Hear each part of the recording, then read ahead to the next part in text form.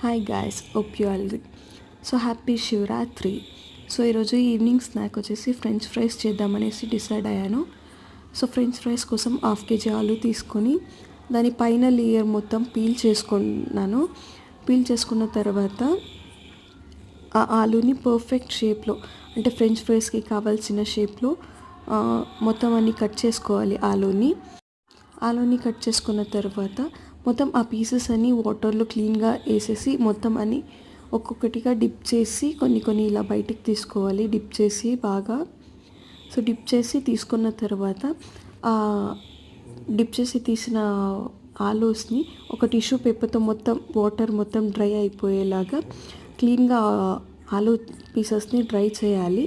So అలా dry చేసిన ఆ ఆలూ పీసెస్ మొత్తాన్ని ఒక ప్లేట్లో కవర్ చేసుకొని దానిపైన కొద్దిగా కార్న్ఫ్లోర్ యాడ్ చేయాలి. కార్న్ఫ్లోర్ యాడ్ చేసిన తర్వాత మొత్తం అన్ని ఆలూ పీసెస్కి మిక్స్ అయ్యేలాగా మిక్స్ చేయాలి. సో అలా ఆలూ పీసెస్ అన్నీ మిక్స్ అయిన తర్వాత ఒక ప్యాన్ పెట్టి, స్టవ్ ఆన్ చేసి ప్యాన్ పెట్టి దాంట్లోకి ఆయిల్ వేడవ్వగానే ఆ ఆలూ పీసెస్ని ఆ ప్యాన్లో వేసేసి బాగా ఫ్రై చేసిన తర్వాత ఇలా వస్తుంది.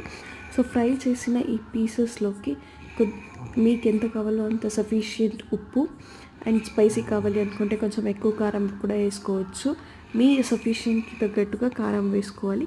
సో మొత్తం ఉప్పు కారం 2 వేసిన తర్వాత దాన్ని కంప్లీట్గా బాగా మిక్స్ చేయాలి. సో మిక్స్ చేసిన తర్వాత సాస్